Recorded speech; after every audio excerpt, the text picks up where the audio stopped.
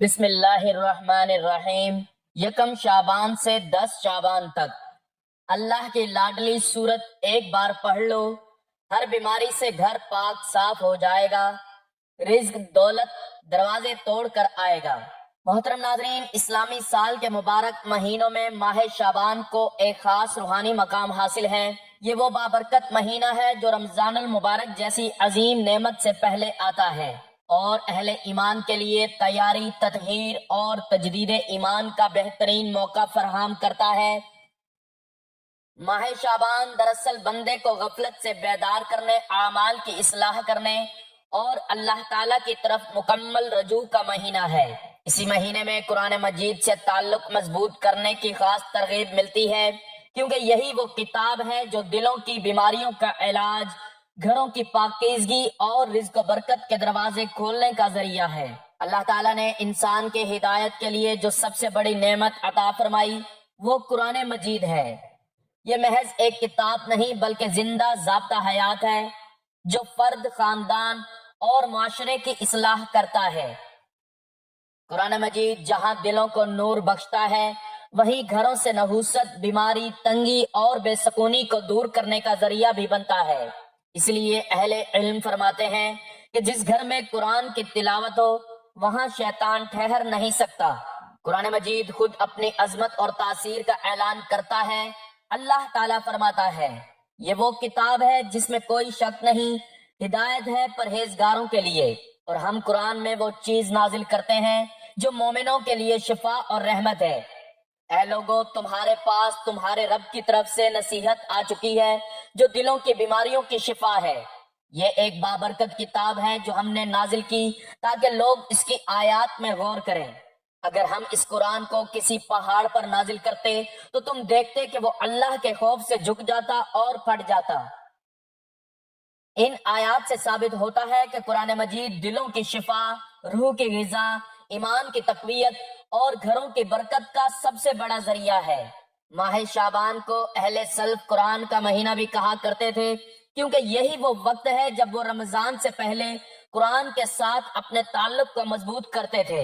قرآن کی تلاوت محض ثواب کا ذریعہ نہیں بلکہ یہ دل کی بیماریوں، حسد، کینہ، خوف، بے چینی کو ختم کرتی ہے، گھروں میں سکون، نور اور رحمت کا نزول کرتی ہے، رزق میں وسعت، تنگی سے نجات اور غیر متوقع اسباب سے مدد کا ذریعہ بنتی ہے۔ رسول اللہ صلی اللہ علیہ وآلہ وسلم نے فرمایا، جس گھر میں قرآن پڑھا جاتا ہے وہ اہل آسمان کے لیے ایسے چمکتا ہے جیسے ستارے اہل زمین کے لیے۔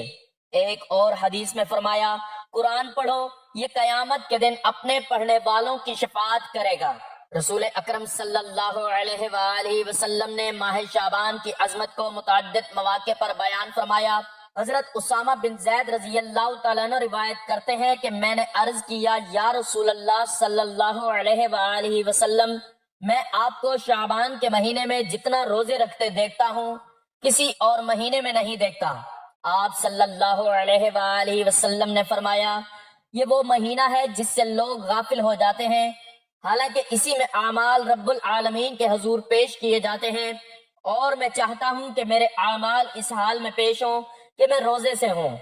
ایک اور حدیث میں نبی کریم صلی اللہ علیہ وآلہ وسلم نے فرمایا، شعبان میرا مہینہ ہے اور رمضان اللہ کا مہینہ ہے۔ حضرت عائشہ رضی اللہ تعالی عنہا فرماتی ہیں، میں نے رسول اللہ صلی اللہ علیہ وآلہ وسلم کو رمضان کے علاوہ کسی مہینے میں مکمل روزے رکھتے نہیں دیکھا، اور شعبان کے علاوہ کسی مہینے میں اتنے زیادہ روزے رکھتے نہیں دیکھا۔ نبی کریم صلی اللہ علیہ وآلہ وسلم نے فرمایا، اللہ تعالیٰ شعبان کی 15ویں رات اپنی مخلوق پر خصوصی نظر رحمت فرماتا ہے اور مشرک و کینہ رکھنے والے کے سوا سب کو معاف فرما دیتا ہے۔ ایک حدیث میں آیا ہے، شعبان میں نیکی کا ثواب بڑھا دیا جاتا ہے اور اس مہینے میں عبادت کرنے والا ایسے ہے جیسے اس نے قرض ادا کیا ہو۔ یہ تمام احادیث واضح کرتی ہیں کہ شعبان محض ایک مہینہ نہیں بلکہ روحانی تربیت، اعمال کی قبولیت اور اللہ کی خاص رحمت کا زمانہ ہے۔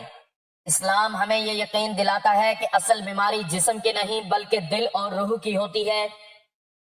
جب دل قرآن سے جڑ جاتا ہے تو پریشانیاں ہلکی ہو جاتی ہیں، بیماریاں آزمائش بن کر آسان ہو جاتی ہیں، رزق کے بند دروازے کھلنے لگتے ہیں۔ اس لیے بزرگان دین فرماتے ہیں کہ قرآن کی تلاوت کو معمول بنا لو، گھروں میں خود بخود پاکیزگی آ جائے گی۔ یہی وجہ ہے کہ اہل ایمان کو چاہیے کہ یکم شعبان سے ہی اپنے دل، وقت اور گھر کو قرآن کے لیے مخصوص کریں۔ یہ مہینہ ہمیں سکھاتا ہے کہ قرآن صرف رمضان کے لیے نہیں بلکہ ہر دن، ہر حال میں ہدایت کا ذریعہ ہے، اور شعبان اس تعلق کو مضبوط کرنے کا بہترین وقت ہے۔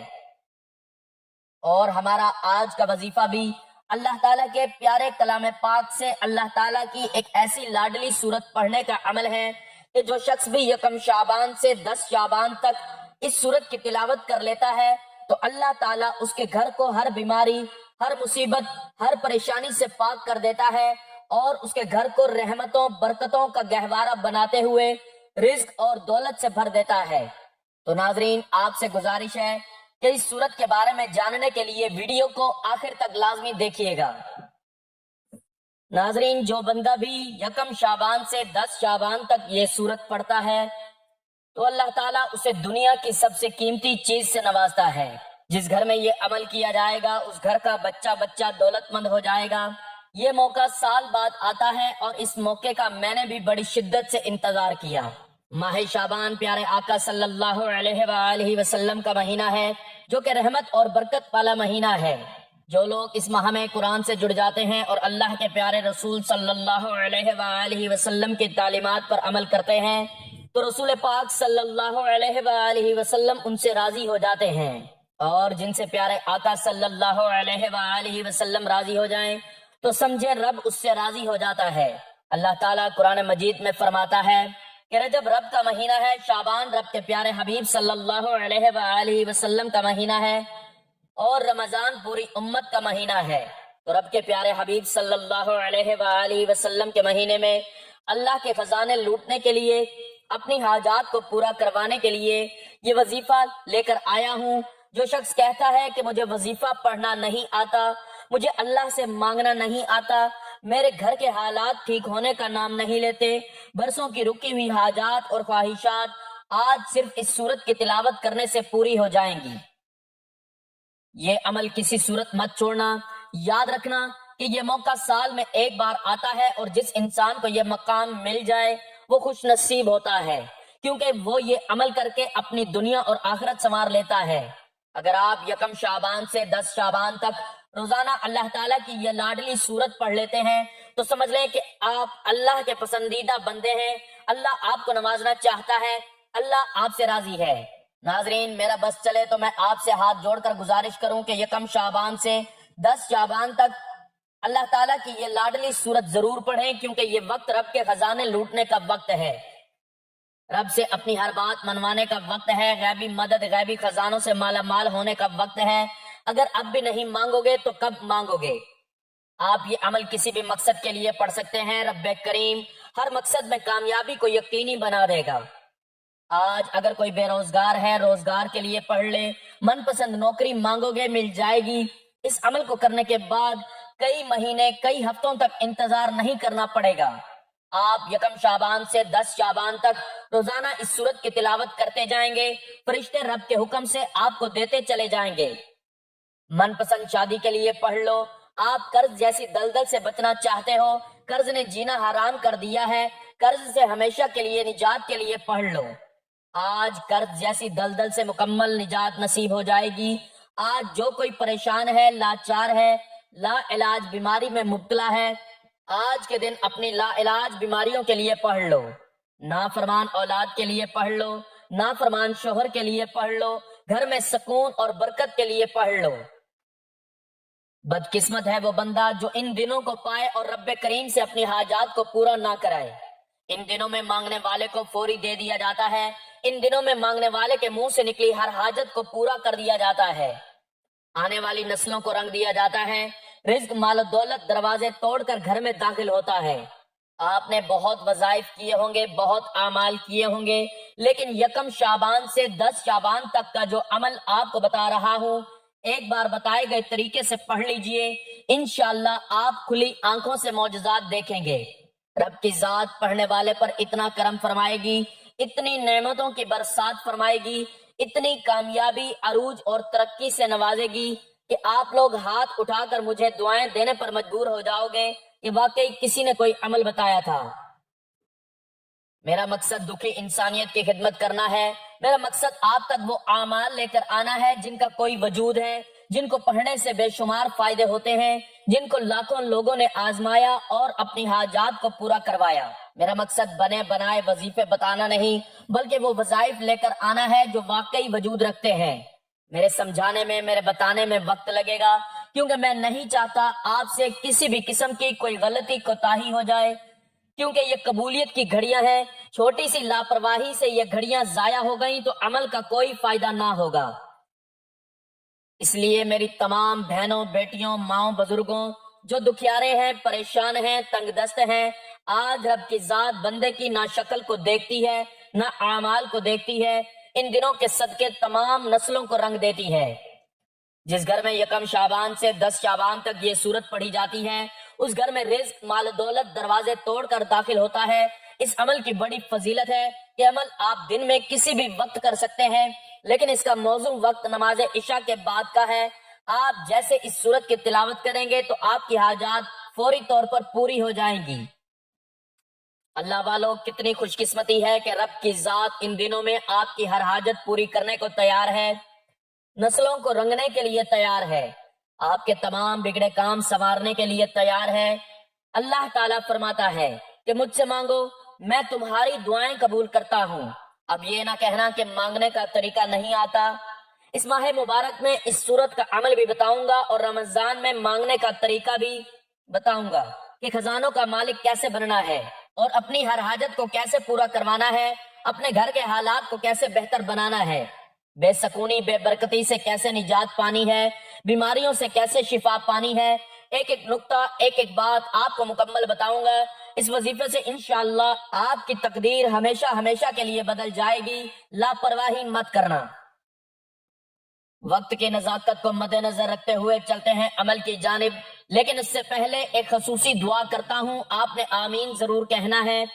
پتہ نہیں سینکڑوں ہزاروں لوگوں تک یہ ویڈیو جائے اور کسی کی آمین رب کو پسند آ جائے اور ہم سب کے بگڑے کام بن جائیں، ہم سب کی نیک جائز حاجات پوری ہو جائیں۔ اے میرے مالک، تو رحمان ہے، تو رحیم ہے، تو کریم ہے، تجھے تیری شان کریمی کا صدقہ۔ مولا، آج جو دکھیارے پریشان ہیں، تنگ دست ہیں، ہم سب کی نیک جائز حاجات کو پورا فرما۔ بی بی فاطمہ تو زہرا کے صدقے ہم سب کی نسلوں کو آباد فرما۔ جو کوئی بے اولاد ہے، نرینہ اولاد سے نواز۔ مولا، آج تیری بارگاہ رسالت میں آج ہاتھ پھیلا کر بیٹھا ہوں تو یہ قبولیت کے دن ہے، تم مانگنے والوں کی جھولیوں کو بھر دیتا ہے۔ آج تجھے تیری عظمت کا واسطہ، تجھے تیرے رب ہونے کا واسطہ، آج جو مانگو مقدر فرما دے۔ ہمارے رزق میں برکت اور وسعت فرما، ہمارے گھروں کو بیماریوں سے پاک فرما۔ میرے مالک، دولت کی کثرت عطا فرما۔ آج جو کوئی دل میں نیک جائز حاجت لے کر بیٹھا ہے، مجھ سمیت ہم سب کی نیک جائز حاجات کو پورا فرما۔ جو مانگا مقدر فرما، جو نہیں مانگ سکے بن مانگے عطا فرما۔ اے میرے مولا، تو اپنے در سے کسی کو خالی نہیں لوٹاتا۔ آج ہم سب پر نظر کرم فرما، تیری ایک نظر کرم کے محتاج ہیں، ہماری پوری زندگی کا سوال ہے۔ مولا، آج تک کبھی کسی کا دل دکھایا ہے، زیادتی کی ہے، گناہ گار ہوں، سیاہ کار ہوں، ہم سب کے کبیرہ صغیرہ گناہوں کو معاف فرما۔ آمین۔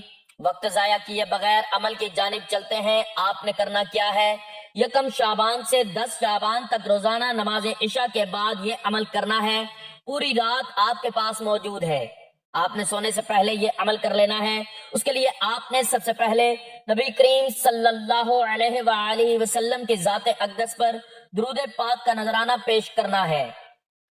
درود پاک آپ کوئی سا بھی پڑھ سکتے ہیں۔ آپ صلی اللہ علیہ محمد پڑھ لیں، آپ صلی اللہ علیہ وآلہ وسلم پڑھ لیں، آپ نماز والا درود ابراہیمی پڑھ لیں تو سب سے بہتر ہے۔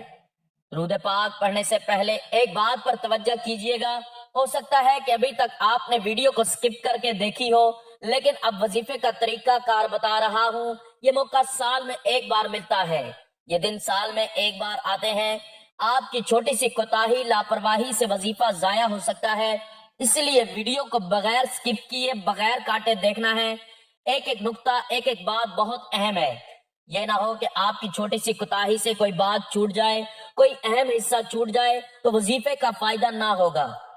تو ایک بار ثواب کی نیت سے میرے ساتھ بھی درود پاک پڑھ لیں۔ اللہم صلی علی محمد وعلی آل محمد کما صلیت علی ابراہیم وعلی آل ابراہیم انک حمید مجید۔ اللہم بارک علی محمد وعلی آل محمد کما بارکت علی ابراہیم وعلی آل ابراہیم انک حمید مجید۔ درود پاک مکمل ہوتے ہی آپ نے بغیر کسی سے بات کیے فوری طور پر اپنے مقصد کی نیت کرنی ہے۔ آپ کو رب کریم سے جو بھی چاہیے ضد کر کے مانگیے گا۔ آج 1 2 یا 3 نہیں، سینکڑوں حاجات کی فہرست بنا کر بھی بیٹھو گے تو آپ کی ہر حاجت پوری ہوگی۔ شرط یہ ہے کہ مقصد کی نیت کر کے بیٹھنا ہے، کیونکہ اعمال کا دار و مدار نیتوں پر ہے، اور آج رب کریم سے جس حاجت کو لے کر بیٹھو گے وہ مل کر رہے گی، اس لیے تھوڑا نہ مانگنا۔ یہ نہ ہو کہ بعد میں کہو کہ کاش یہ بھی مانگ لیا ہوتا۔ آج جو بھی مانگو گے مل جائے گا۔ مقصد کی نیت کرتے ہی فوری طور پر آپ نے ایک بار اعوذ باللہ من الشیطان الرجیم اور بسم اللہ الرحمن الرحیم پڑھ کر وظیفے کا آغاز کرنا ہے اور اپنی آنکھوں کو بند کر لینا ہے۔ یوں محسوس کیجئے گا دنیا سے آپ کا تعلق ختم، یہ قبولیت کے دن ہے۔ ہر لمحہ نعمتیں، رحمتیں، برکتوں کی بارش برس رہی ہے۔ آپ نے آنکھوں کو بند کرتے ہوئے پہلے نمبر پر جو وظیفہ پڑھنا ہے وہ صرف 1 منٹ کی تسبیح کا عمل ہے۔ یہ تسبیح آپ کی تقدیر کا فیصلہ کر دے گی، یہ تسبیح گھر کے حالات کو بدل دے گی، یہ تسبیح بے برکتی، بے سکونی کا خاتمہ کر دے گی۔ ہر کوئی چاہتا ہے کہ غیب سے مدد ہو جائے، ہر کوئی چاہتا ہے کہ اس کے پاس گاڑی، بنگلہ، گھر، ہر چیز اس کو مل جائے۔ تو آپ نے پہلے نمبر پر جو تسبیح پڑھنی ہے وہ رب کریم کے 3 ناموں کی تسبیح ہے۔ وہ نام کیا ہے؟ یا اللہ، یا غنی، یا مغنی۔ اللہ تعالیٰ کے ان 3 ناموں کی تسبیح پڑھتے ساتھ ہی اللہ تعالیٰ آپ کو رزق، مال و دولت سے غنی کر دے گا۔ جو اللہ والے ہیں وہ جانتے ہیں کہ ان ناموں کی کیا قدر و قیمت ہے، ان کی کیا فضیلت و برکت ہے۔ اگر کوئی بھیکاری ہے، فقیر ہے، تنگ دست ہے، پریشان حال ہے، جو سمجھتا ہے کہ وہ کبھی کامیاب نہیں ہو سکتا، جو سمجھتا ہے کہ اس کی دعائیں کبھی بھی قبول نہیں ہو سکتی، جو سمجھتا ہے کہ غربت میرا مقدر ہو چکی ہے، تو وہ مایوس ہونا چھوڑ دے۔ مومن کو اپنے رب عز و جل پر مکمل بھروسہ ہونا چاہیے، کسی بھی لمحے اپنے رب کی رحمت سے نا امید اور مایوس نہیں ہونا چاہیے۔ اللہ تعالیٰ کی رحمت پر ہمیشہ امید رکھنے کی قرآن و حدیث میں تاکید کی گئی ہے۔ اس کی رحمت سے نا امید اور مایوس ہونے والوں سے متعلق بہت سخت وعید وارد ہوئی ہے۔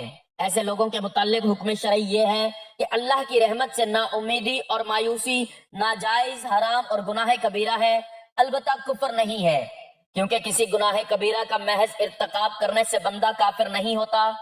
ہاں، بعض صورتوں میں مایوسی کفر ہے، مثلا یہ عقیدہ ہو کہ اللہ عز و جل میرے حالات کو نہیں دیکھ رہا، یا میرے حالات سے بے خبر ہے، یا میری پریشانی دور کرنے پر قادر نہیں، تو اس طرح کی ساری باتیں، سارے عقیدے کفر ہیں۔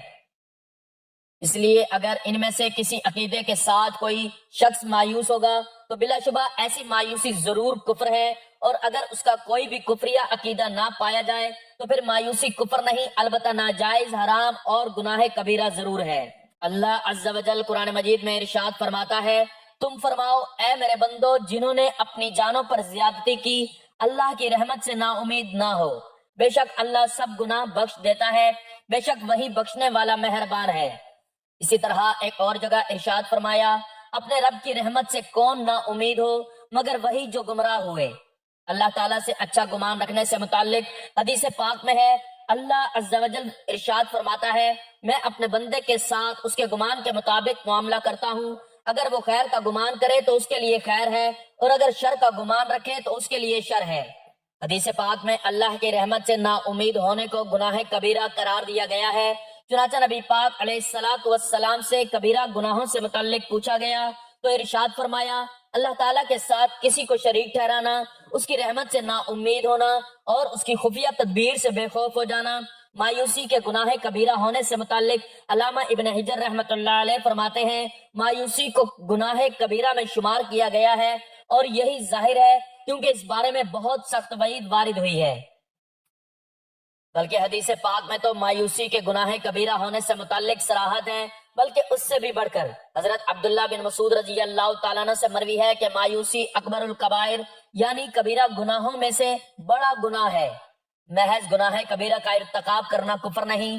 چنانچہ امام اعظم امام ابو حنیفہ رحمۃ اللہ علیہ فرماتے ہیں، کسی مسلمان کو گناہ کا ارتکاب کرنے کی وجہ سے ہم کافر نہیں قرار دیں گے، اگرچہ وہ گناہ کبیرہ ہی کیوں نہ ہو، بشرط یہ وہ اسے حلال نہ سمجھتا ہو۔ اس لیے ہمیں چاہیے کہ ہر حال میں اپنے رب پر بھروسہ رکھیں، انشاءاللہ وہ آپ کے تمام مسائل حل کر دے گا۔ ناظرین، آپ نے اللہ تعالیٰ کی ذات پر بھروسہ کرتے ہوئے یہ وظیفہ کرنا ہے تو آپ دنیا جہان کے تمام کام چھوڑ کر صرف اور صرف اس تسبیح کو پڑھ کر دیکھیے۔ میرا رب فقیروں کو غنی کر دے گا، مانگنے والے کو بانٹنے والا بنا دے گا۔ یہ وہ دن ہے کہ اگر کوئی رب کریم سے 1 لاکھ مانگے گا، میرا رب 10 لاکھ سے نوازے گا۔ تو پھر کیوں نہ رب کریم سے اتنا مانگا جائے کہ ہمارے خزانے بھر جائیں۔ آپ نے پڑھنا کیا ہے، توجہ کیجئے گا، یا اللہ یا غنی یا مغنی۔ تسبیح کے دانوں پر یا ہاتھوں کی انگلیوں پر پورے 100 مرتبہ پڑھ لینا ہے اور اس کو محبت اور عقیدت کے ساتھ پڑھنا ہے۔ اس توجہ اور دھیان کے ساتھ پڑھنا ہے کہ آج جب آپ کی زبان سے اللہ تعالیٰ کے یہ نام نکل رہے ہوں تو آپ روتے ہوئے، تڑپتے ہوئے، سسکتے ہوئے رب کریم سے مانگتے چلے جائیں۔ میں یقین سے کہتا ہوں کہ آپ کی کوئی بھی خواہش ادھوری نہیں رہے گی۔ جیسے ہی یہ تسبیح مکمل ہو جائے تو فوری طور پر آپ نے دوسرے نمبر پر جو وظیفہ پڑھنا ہے وہ ایک ایسا عمل ہے جسے خاص دولت کا وظیفہ کہا جاتا ہے۔ جس موجودہ نظام میں ہم رہ رہے ہیں وہاں پیسہ بہت ضروری ہے۔ پیسے کے بغیر نہ سکون ہے، نہ اخراجات پورے ہوتے ہیں، نہ ہی خواہشات پوری ہوتی ہیں، اور نہ ہی بیماریوں کا علاج ممکن ہو سکتا ہے۔ اگر آپ کے کاروبار میں رکاوٹ ہے، آپ کے کاروبار میں بندش ہے، بیٹی کے رشتوں میں بندش ہے، چلتا کاروبار بند ہو رہا ہے، آپ کے گھر کے حالات اتنے خراب ہیں کہ ہر کام ہوتے ہوئے رہ جاتا ہے، آج آپ کو لگتا ہے کہ یہ کام بنا ہوا ہے لیکن آپ کے ہاتھوں سے نکل جاتا ہے، آپ کے ساتھ ایسے حالات چل رہے ہیں، تو آپ نے 1 شعبان سے 10 شعبان تک یہ عمل، جس میں پہلے نمبر پر اللہ تعالیٰ کے 3 صفاتی نام یا اللہ یا غنی یا مغنی پڑھ کر دوسرے نمبر پر سورۃ الکوثر کا وظیفہ شروع کرنا ہے۔ ایک بار ثواب کی نیت سے میرے ساتھ بھی سورۃ الکوثر پڑھ لیجئے۔ بسم اللہ الرحمن الرحیم، انا اعطیناک الکوثر فصل لربک وانحر انا شأنیک هو الابتر۔ آپ نے سورۃ الکوثر کتنی بار پڑھنی ہے، کیسے پڑھنی ہے، ایک ایک چیز بتاؤں گا۔ اس سورت کو سنتے ہی آپ کو اندازہ ہو گیا ہوگا اس عمل کی قدر و قیمت کیا ہے۔ آپ کو پتہ چل گیا ہوگا کہ یہ عمل، یہ وظیفہ 1 شعبان سے 10 شعبان تک پڑھنے پر آپ کی ہر حاجت کو اللہ تعالیٰ واقعی پورا کر دے گا۔ اللہ والو، یہ عمل ہر کسی کے نصیب میں نہیں آئے گا۔ جس کی تقدیر بدلنی ہے، جس کو رب نے جھولیاں بھر بھر کر نوازنا ہے، وہی یہ عمل کر سکے گا۔ تو آپ نے سورۃ الکوثر کو صرف اور صرف 25 بار پڑھنا ہے۔ ایک ایک چیز، ایک ایک نقطہ اس لیے سمجھا رہا ہوں کیونکہ وظائف ہر کوئی بتاتا ہے، پڑھنے کا طریقہ کوئی نہیں بتاتا۔ اگر آپ کے پڑھنے میں چھوٹی سی بھی غلطی ہو گئی تو یہ دن ضائع ہو جائیں گے۔ اگر ابھی بھی چھوٹی سی کوتاہی ہو گئی تو پورا سال پچھتانا پڑے گا۔ پتہ نہیں یہ دن اگلے سال نصیب ہوں یا نہ ہوں، پھر کیوں نہ آج ہی یہ وظیفہ اطمینان توجہ کے ساتھ پڑھنا شروع کر دیں۔ ناظرین، اب سورۃ الکوثر کی تلاوت پڑھنے کے بعد آپ نے سورۃ الفاتحہ کی تلاوت کر لینی ہے۔ ثواب کے لیے ایک مرتبہ میرے ساتھ بھی پڑھ لیں۔ بسم اللہ الرحمن الرحیم، الحمد للہ رب العالمین، الرحمن الرحیم، مالک یوم الدین، ایاک نعبد و ایاک نستعین، اہدنا الصراط المستقیم، صراط الذین انعمت علیہم غیر المغضوب علیہم ولا الضالین۔ اس میں اللہ تعالیٰ کا شکر بھی ہے، اس کی تعریف بھی ہے، اور بندے کی دعا اور التجا بھی ہے۔ جو شخص اس سورت کی تلاوت کر کے اللہ تعالیٰ کا شکر ادا کرتا ہے تو اللہ تعالیٰ شکر کرنے والے کو پسند کرتا ہے، اور شکر کرنے والے کا رزق 70 گنا بڑھا دیا جاتا ہے۔ سورۃ الکوثر پڑھنے سے تمام بندشیں، رکاوٹیں ٹوٹ جائیں گی، اور سورۃ الفاتحہ پڑھنے سے انسان تمام قسم کی بیماریوں سے محفوظ رہتا ہے، کیونکہ اس سورت کا نام سورۃ الشفا بھی ہے۔ اس سورت مبارکہ کو بھی آپ نے صرف اور صرف 21 مرتبہ پڑھ لینا ہے۔ انشاءاللہ میرے رب نے چاہا تو صرف اور صرف 21 مرتبہ بتائے گئے طریقے سے یہ سورت پڑھنے والے پر فرشتے آسمان سے زمین پر رزق اور دولت کے خزانے لے کر آئیں گے۔ میرا رب چھپڑ پھاڑ کر نوازے گا، اتنا نوازے گا، اتنا نوازے گا کہ آپ کی تجوریاں چھوٹی پڑ جائیں گی۔ اس کے بعد آپ نے اتنا ہی درود پاک پڑھنا ہے جو وظیفے کے شروع میں پڑھا تھا، اور پھر اللہ تعالیٰ سے اپنی تمام حاجتوں کے لیے دعا مانگ لیں، بیماریوں سے شفا کے لیے دعا مانگ لیں، رزق مال و دولت کی کثرت کے لیے دعا مانگ لیں، انشاءاللہ آپ کو سب کچھ ملے گا جس کی آپ خواہش کریں گے۔ یہ کمال کا وظیفہ ہے کہ آپ مجھے دعائیں دیں گے، اور بہترین انسان وہ ہے جسے گناہ کے بعد یہ احساس ہو جائے کہ اس سے غلطی ہو گئی ہے، اس نے توبہ نہ کی تو یہ غلطی خالق و مالک کو اس سے ناراض کر دے گی۔ جسے اپنے معبود و مالک کی ناراضگی کسی صورت بھی برداشت نہیں، وہ فوری طور پر اللہ کریم کے دربار میں حاضر ہو کر گڑ گڑا کر آئندہ گناہ نہ کرنے کا پکا عزم کرتے ہوئے توبہ کرے اور التجا کرے کہ اے مالک و مولا، اس بار معاف کر دے، آئندہ ایسا گناہ نہیں کروں گا۔ گناہ کے بعد ایسے احساسات اور پھر توجہ کے لیے پشیمانی اور ندامت پر مبنی یہ عمل ایک خوش نصیب انسان کے حصے میں ہے، جبکہ اس جہاں میں کئی ایسے بدنصیب سیاہکار بھی ہیں جن کو زندگی بھر یہ احساس نہیں ہوتا کہ ان کا مالک ان سے ناراض ہو چکا ہے، اور وہ ہیں کہ دن رات گناہ کرتے چلے جاتے ہیں اور رات کو گہری نیند سوتے ہیں یا مزید گناہوں پر مبنی اعمال میں مصروف رہ کر گزار دیتے ہیں، جبکہ راتوں میں اللہ کریم آسمان دنیا پر آ کر آواز دیتا ہے کہ اے دنیا والو، ہے کوئی جو مجھ سے اپنے گناہوں کی مغفرت طلب کرے؟ ہے کوئی توبہ کرنے والا کہ میں اسے اپنی رحمت سے بخش دوں؟ شعبان کا مہینہ، جسے نبی پاک صلی اللہ علیہ وآلہ وسلم کا مہینہ کہا گیا ہے، بس آپ نے اس مہینے کو سلامتی کا ذریعہ بنانا ہے اور دعا کرنی ہے کہ اللہ تعالی ہم سب کو گناہوں سے محفوظ فرمائے۔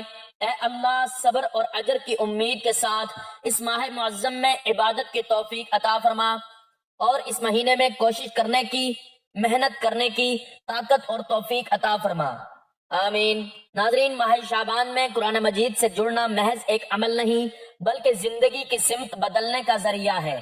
بیماری ہو یا پریشانی، رزق کی تنگی ہو یا گھریلو بے سکونی، قرآن اللہ کی طرف سے وہ نعمت ہے جو ہر مسئلے کا حل اپنے اندر رکھتی ہے۔ دعا ہے کہ اللہ تعالی ہمیں اس بابرکت مہینے میں ڈھیروں عبادت، ذکر و اذکار اور تلاوت قرآن کی توفیق عطا فرمائے۔ میرا سنانا اور آپ کا سننا اپنی بارگاہ میں قبول و منظور فرمائے، اور نیکی کی بات ہم سب کو سننے، سمجھنے اور اس پر عمل کرنے کی طاقت اور توفیق مرحمت فرمائے، آمین ثم آمین۔ ناظرین، آخر میں گزارش ہے کہ اللہ تعالیٰ کے 99 ناموں میں سے کوئی ایک نام لکھ کر کمنٹس میں ضرور شیئر کریں۔ اللہ تعالیٰ ہم سب کا حامی و ناصر ہو، آمین، جزاک اللہ۔